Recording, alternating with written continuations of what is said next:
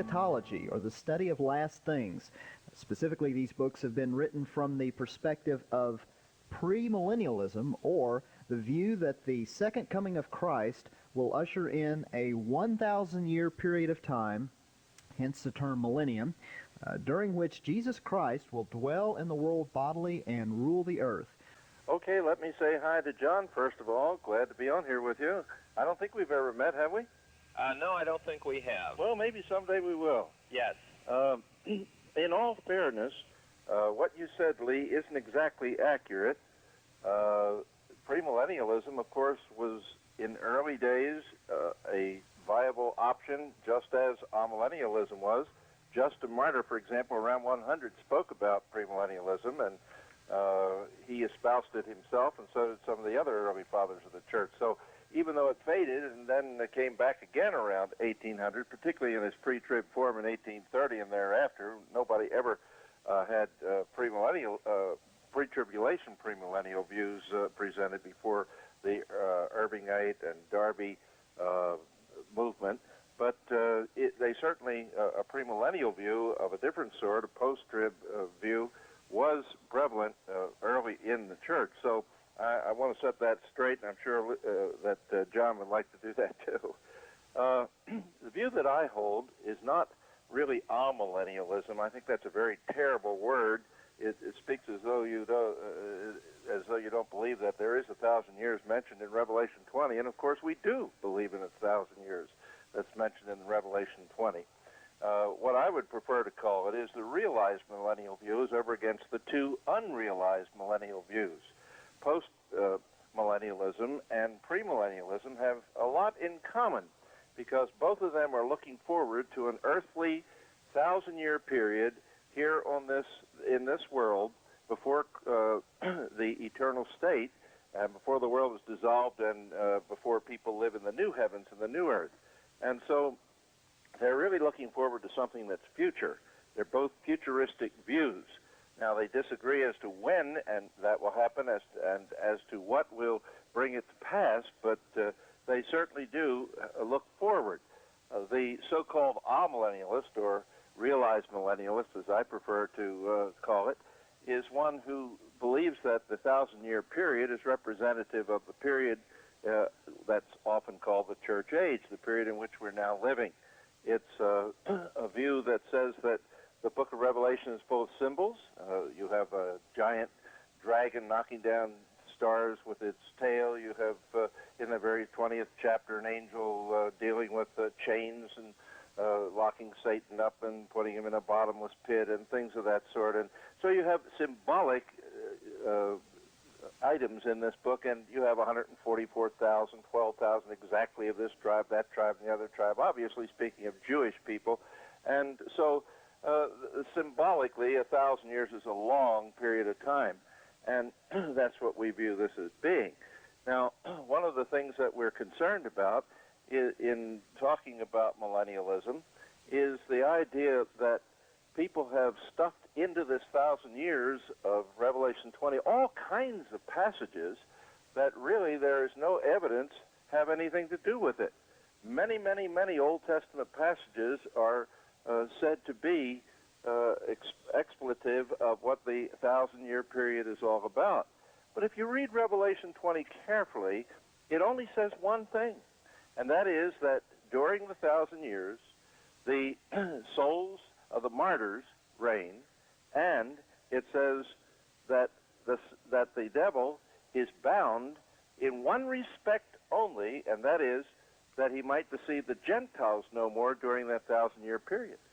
I would say to you that the only real difference that you see visibly, one of the major differences of what Christ did on the cross, is that the devil has been bound in that respect. In the Old Testament era, Gentiles went their way apart from God, apart from Israel, apart from the truth of God in the Old Testament and from the prophets and from salvation.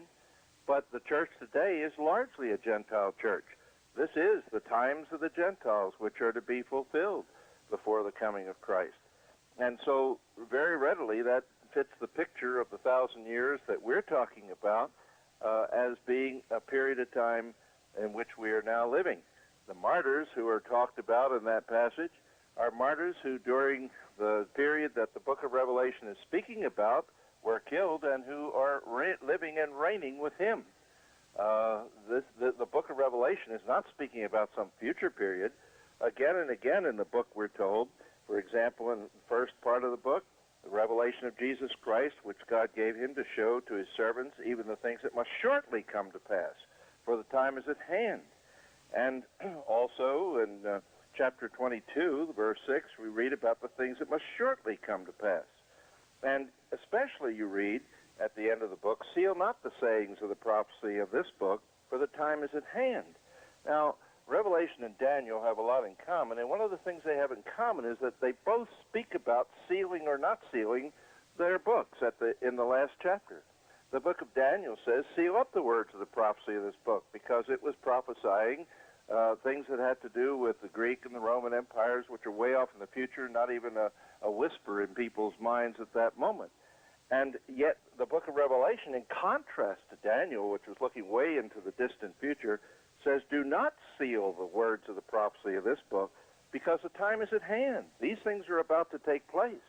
And so these were the martyrs who died under the Jewish persecution against the church, who died under the Roman persecution against the church, and who were living and reigning with Christ. All the way through the book of Revelation, we read about these martyrs. There's a martyr trail, you might call it, through the book of Revelation. It's of deep concern to them, to the writer, to John, as to what will happen to these martyrs. And this was the book that enabled Christians by the hundreds of thousands to endure the persecutions that were coming upon them in the near future. And they did. This book was given in order to help people, not in some far distant period to which it would have which would have no relevance to people then, but to help people right then and there who were going to face this Roman beast and who were going to face the Jewish persecution prior to that. What the book of Revelation is all about is how God deals with those enemies of the church, brings them to an end, the destruction of Jerusalem in 70 A.D., and clearly this book is before 70 A.D. because the temple still stands. It tells you which rulers were still in existence in Rome, and it places it prior to that destruction, and the Roman persecutions that were going to occur and devastate the church so seriously.